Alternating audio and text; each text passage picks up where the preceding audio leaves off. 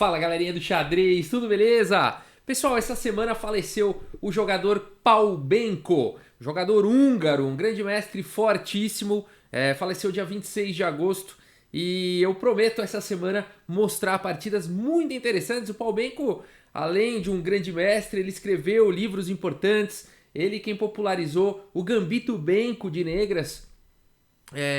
Já existia com o nome de Gambito Volga, mas ele desenvolveu, trouxe novas ideias e trouxe muitos resultados interessantes. O Gambito Benko é aquele que é depois de D4, cavalo F6, C4, C5, D5, B5. Esse é o Gambito Benko. Então as pretas entregam aí um peão na ala da dama. Em geral continua, se toma, joga um lance A6 e com isso as pretas tentam jogar com bastante espaço aqui nessas colunas semi-abertas. Em geral vão jogar com fianqueto e é um bastante jogo interessante. D6, né? A dama muitas vezes vem para A5 e as pretas têm um excelente jogo. Então o Pavbenko popularizou e desenvolveu muitas ideias aí do Gambito Benko e também, principalmente, vale destacar a abertura Benko, também conhecida como abertura húngara, por conta do grande mestre húngaro Pavbenko, que é o lance G3 aqui. O Pavbenko se preparou bastante essa abertura e venceu no torneio de candidatos de 1962, venceu o Bob Fischer e venceu o Mikhail Tal, jogando essa abertura no mesmo torneio. Incrível, né? Então, Pavbenko, fica aí nosso grande obrigado a você por tudo que você trouxe aí ao xadrez, as partidas incríveis, e essa semana eu prometo trazer partidas aí do Pavbenko aqui no canal, beleza? Hoje nós vamos olhar aqui uma partida muito bacana aqui da 10ª rodada do Sinquefield Cup 2019. Quem está de brancas é o campeão mundial Magnus Carlsen, jogando contra o Wesley So, um jogador filipino que joga pelos Estados Unidos e de origem filipina, mas cidadania americana, ele joga pelos Estados Unidos.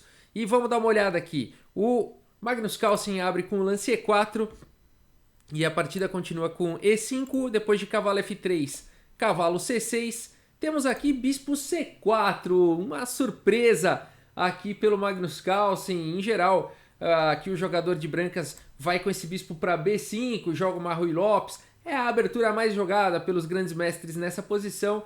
E o Magnus Carlsen surpreende aí a todos com a abertura italiana aí. E depois de bispo C5 a gente tem o Gioco Piano, o jogo calmo, que na maioria das vezes não é um jogo tão calmo assim. A tradução de Gioco Piano é um jogo devagar, um jogo calmo, mas é cheio de surpresas essa abertura.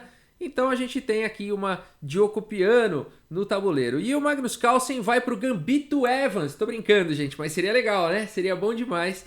O Magnus Carlsen B4 é o Gambito Evans, né? Seria o Gambito Evans aqui entregando um peão, né? Com a ideia aqui bem romântico, jogar C3 e depois jogar D4 e dar roque. É muito divertido de jogar isso, gente, falando de gambitos, né? Vale muito a pena jogar isso de vez em quando, mas no nível de grande mestre é muito difícil de ver hoje em dia. A partida continua aqui com o roque pelo Magnus Carlsen e agora cavalo F6 aqui pelo Wesley So. D3 protegendo aí em E4, roque. E aqui, gente, parece, né, em alguns casos que as brancas podem tentar jogar bispo B3 e depois capturar aqui em E5 para dar um duplo, mas na verdade isso perde tantos tempos e as pretas têm tantos recursos. Não vale a pena, tá, gente? Eu falo isso porque eu vejo muita gente tentando fazer isso nos jogos online e tudo mais. Não se consegue muita coisa em geral com esse tipo de estratégia, tá? Aqui o Magnus Carlsen continua simplesmente com C3, então abre bastante espaço, fortalece aqui as casas de D4 e B4, D6 e agora H3. Vejam com que simplicidade, né? O Magnus Carlsen vai jogando aqui, simplesmente evitando aqui o bispo em G4 ou o cavalo em G4. H6 aqui pelo Wesley So, torre 1, A6 e agora A4, segurando aqui a casa de B5. A5 pelo Wesley So, segurando agora a casa de B4. Cavalo de bem em D2 e aqui bispo E6. O Wesley So desafia aí o bispo forte de casas claras do Magnus Carlsen. O Magnus Carlsen quer manter esse bispo no tabuleiro, portanto, bispo B5 e agora cavalo em A7. O Wesley So quer dar um jeito aí, tirar esse bispo de casas claras do tabuleiro de qualquer maneira, né? E não tem mais como evitar que esse bispo saia do tabuleiro. Mas o Magnus Carlsen continua de uma maneira interessante aqui com o lance D4 e atacando então o bispo. E depois de cavalo toma em B5, o Magnus Carlsen pode escolher aqui qual das duas peças ele quer capturar, e ele prefere então capturar o bispo e não deixar as negras aí com o par de bispos. Captura com D, toma em C5, agora o cavalo está atacado, cavalo volta aqui para A7, e o lance B3, o Magnus Carlsen quer desenvolver aí o bispo de casas escuras em A3, né? Bom, aqui você fala assim, mas deixou o peão, as pretas podem capturar, agora aqui em C5 não foi o lance jogado na partida, é que na verdade aí fica caindo aqui em A5, né? As pretas não ganham muito com isso, vão ficar com um peão bem fraco aqui em C5, uma estrutura bem danificada de peões aí, né? Então a partida continuou com torre E8, e agora C toma D6, dama toma D6 e bispo em A3. Então torre E8 foi um bom lance, tirando aí a torre dessa diagonal antes que fosse tarde, né? Bispo A3 atacando a dama, e agora simplesmente C5 bloqueando o ataque. E essa posição já foi jogada uma vez no ano passado. Quem estava de brancas aqui foi o Maxime Vachier-Lagrave, o grande mestre francês, contra o Sergei Karyakin, o russo, o Carioquinha. Né? E aqui na partida o Maxime Vachier-Lagrave jogou dama E2, não foi o lance jogado aqui pelo Magnus Carlsen. E ele acabou vencendo nessa partida em São Luís, 2018, ano passado nos Estados Unidos. Mas aqui o Magnus Carlsen então já vai para um lance, para uma novidade, com o lance aqui cavalo C4. Esse lance tá atacando a dama, tá também oferecendo aqui a troca de damas e fazendo pressão aqui em E5, né? Dama toma D1, torre de A toma aqui em D1, e agora, não tem muito jeito de proteger aqui, o Wesley So vai para cima aqui do cavalo, bispo toma C4, B toma C4, e de uma maneira muito simples, né? Até agora, de uma forma bem simples, o Magnus Carlsen veio jogando, e a gente já no lance 19 já está quase entrando no final aí da partida. C5 está atacado, e agora B6 pelo Wesley So defendendo. O que a gente tem aqui no tabuleiro? Vamos dar uma olhada rápida aqui para entrar nesse meio jogo, quase indo para um final. Bom, as brancas têm um peão aqui que tem que tomar cuidado com esse peão de 4, ele está pouco protegido agora. Esses peões aqui em C4 e A4 são peões fracos, mas não existe uma maneira muito clara aqui das negras jogarem. Quando elas jogaram o peão em B6, elas tiraram essa casa do cavalo, né? Um cavalo aqui em B6 seria interessante, né? Agora com o peão aqui em B6, de certa forma esses peões aqui é difícil deles serem atacados nessa posição. Mas o peão de E4 não, ele já está sofrendo uma pressão, e as pretas ameaçam em algum momento trocar aqui a torre e eliminar o defensor de E4. O Magnus Carlsen sabe disso, e ele rapidamente vai para a manobra correta aqui com o lance cavalo H4. Muito legal essa manobra aqui do Magnus Carlsen. Ele quer jogar com isso o lance F3 para ficar essa estrutura bem sólida. Depois esse cavalo vai ter que jogar para algum lugar. Ele vai querer jogar com G3 para poder jogar aqui o cavalo G2 e depois o cavalo E3 e cavalo D5. Muito legal essa manobra aqui do Magnus Carlsen. A partida continua agora com torre de A em D8. E vejam como foi importante na hora H o cavalo H4, porque agora dá tempo de jogar F3, e aí se as pretas trocam agora, não está caindo aqui em E4. Né? A partida continuou agora com G6, G3, esse lance dá a casa de G2 para o cavalo, cavalo H5, atacando então o peão de G3, rei F2 defendendo, em F2, claro, deixando a casa G2 para o cavalo, e depois de cavalo C6, bispo aqui em C1. Colocando o bispo numa melhor diagonal com um tempo aqui sobre esse peão, e esse bispo vai vir aqui para E3, ficar fazendo pressão, fica numa casa central, né, agindo dos dois lados do tabuleiro e também fazendo pressão aqui nesses peões. A partida continuou com rei G7, bispo E3, e depois de torre toma D1, torre toma D1 e torre D8, eu te pergunto, o que fazer aqui de brancas? Tomar ou não tomar a torre? E sempre que você estiver numa situação dessa, a pergunta que a gente tem que se fazer é: o que eu ganho se eu capturar essa torre? Eu ganho alguma coisa? Eu não ganho absolutamente nada. Vamos analisar aqui a posição. Como é que está a posição dos reis? Esse rei aqui está um pouco menos ativo do que esse. O rei do Magnus Carlsen está mais próximo do centro. O cavalo, bom, esses cavalos aqui meio que se igualam. 2 cavalos na borda. Esse bispo é um bispo bastante ativo, por enquanto, de certa forma, está um pouco restrito, mas fica fazendo uma pressão interessante na posição, e esse cavalo não está fazendo nada. Vamos ver a estrutura de peões aqui. Bom, o Magnus Carlsen pode bater nesse peão aqui, que é um peão fraco, um peão atrasado fraco na posição. E os peões do Magnus Carlsen, apesar de não ser uma estrutura muito sólida, não é muito fácil atacar esses peões. Vejam como esses peões dobrados são fortes na posição. Veja esse peão de C3. Esse aqui é, para mim, a principal peça do Magnus Carlsen aqui no tabuleiro agora. Ele não deixa o cavalo entrar, né? É um peão muito forte, não deixa a torre entrar, não deixa ninguém aí na posição. Então, o Magnus Carlsen tá melhor aí na posição e ele não deve, portanto, trocar aí a torre, tá bom, pessoal? Ele deve bater nesses alvos aí, nesses alvos fracos, principalmente aqui em B6. E é exatamente o que o Magnus Carlsen faz, torre B1. Se ele troca aqui, pode dar as mãos e empatar, né? Não tem muito o que conseguir depois de torre toma. Então, todo mundo quer ganhar, né? Então, para que trocar essa peça aí? Vamos tentar ganhar. Torre aqui em B1, torre B8 defendendo e veja a situação, né? Esse cavalo agora está escravo aqui em C6, protegendo a torre. Por quê? Porque senão está caindo aqui em C5, né? As brancas estão loucas para capturarem aqui em C5, aproveitando uma cravada aqui, se esse cavalo não tiver aqui, né? Porque aí cai a torre. Então, no momento, o cavalo está fazendo um papel bem passivo de defesa aí da torre em B8. Veja como foi importante o bispo em E3 fazendo pressão aqui nesses peões. Cavalo G2 agora foi jogado. E aí eu te pergunto, desse cavalo aí de G2, para onde é que ele vai, né? Ele gostaria muito de ir para casa E3. E como resolver isso? Nós vamos ver o que o Magnus Carlsen vai fazer. Cavalo aqui em F6 pelo Wesley So. E agora rei E2. Olha que legal. Esse lance, o rei aqui fica segurando casas importantes na posição. Dá a casa de F2 para o bispo, que por sua vez dará a casa de E3 para o cavalo. Muito legal, lance rei E2, super preciso aqui pelo Magnus Carlsen. A partida continuou com cavalo aqui em E8 e, na minha opinião, vamos continuar a partida, depois eu vou voltar nesse lance e eu vou comentar o que eu acho sobre esse lance aí.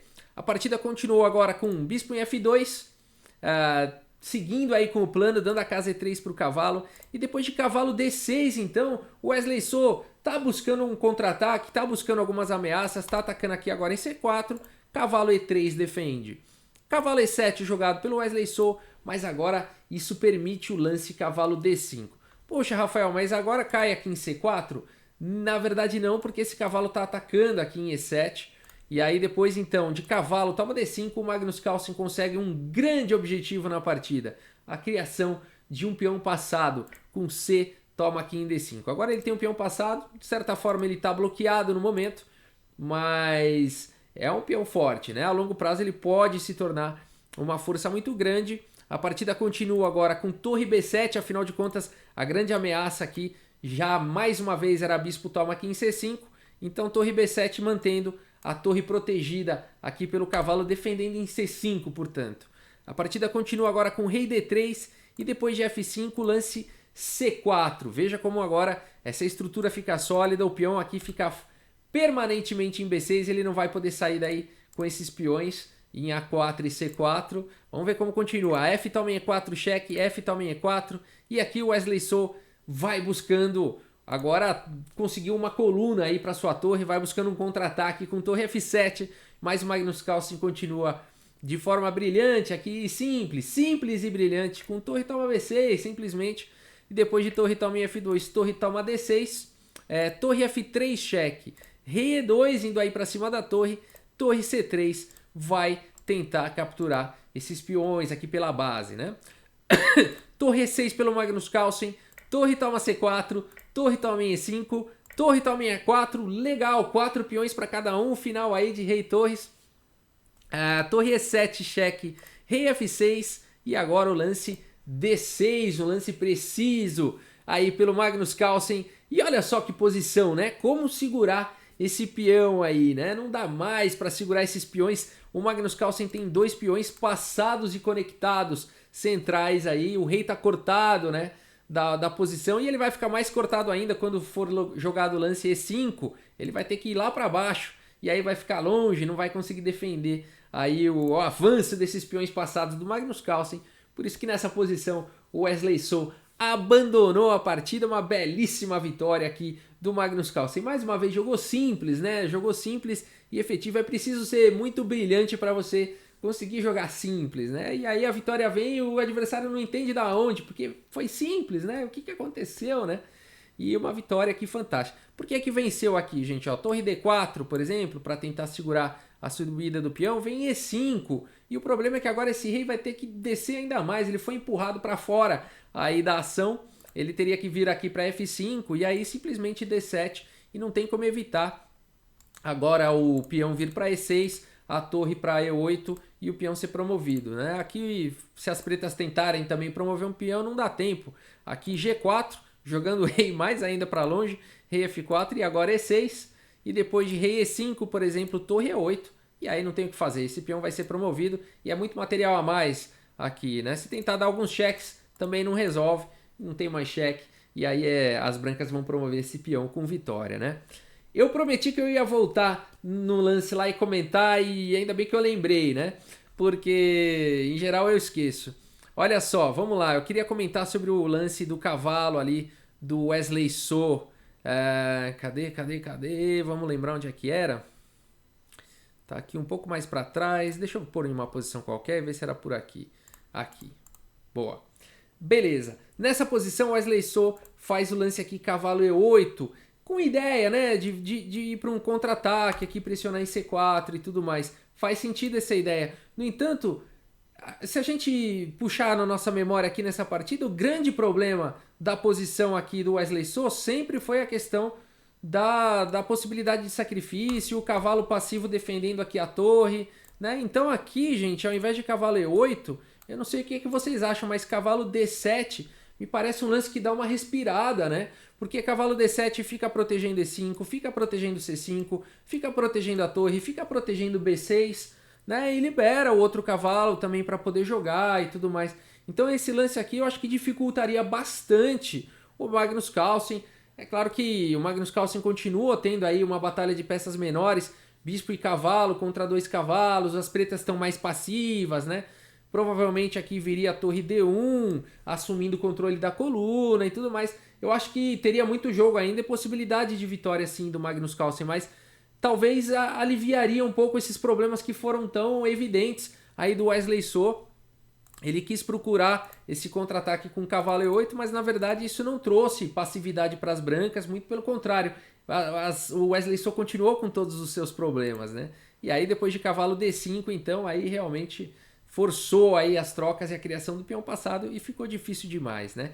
Um outro lance que vale a pena ser mencionado foi aqui o lance rei F6 nessa posição jogado pelo Wesley So. E a gente também, se puxar na memória, vai lembrar que esse rei, em mais alguns lances depois de D6 e E5, esse rei vai sendo empurrado para baixo, né? Então, na verdade, aqui ao invés de rei F6, talvez rei F8 segurasse um pouco mais, mas aqui já tá tarde, tá? Aqui as brancas realmente vão vencer um final como esse, mas o Wesley So duraria... Porque aqui, depois de rei F6, ele abandonou 3 lances depois, né? Aqui ele ia durar bastante ainda, poderia tentar, né? Esperar algum erro aí do Magnus Carlsen, mas aqui o rei não fica cortado da partida. Aqui uma possível continuação seria a torre E6, torre B4. Eu vou passar um pouco mais rápido, tá, gente? Só para ilustrar aqui como que poderia seguir. Seria um final bastante interessante. Também as pretas iriam buscando avançar aí com os seus peões, né? E as brancas, a ideia aqui seria levar o rei para perto aí desses peões, né? Esse aqui seria fundamental num final como esse. E aí as pretas poderiam ainda tentar alguns truques, como torre C4 aqui, né? O rei não pode capturar aqui a torre senão C2 e fica difícil agora a posição aqui para as brancas, provavelmente um final vencedor aqui para as pretas, não dá para segurar mais esse peão. Então, mas de qualquer forma as brancas não são obrigadas a capturarem aqui a torre, né? Elas podem jogar torre A7 cheque, rei C2, e aí eu vou passar mais alguns lances pra gente só... Eu quero chegar num final que é bastante comum.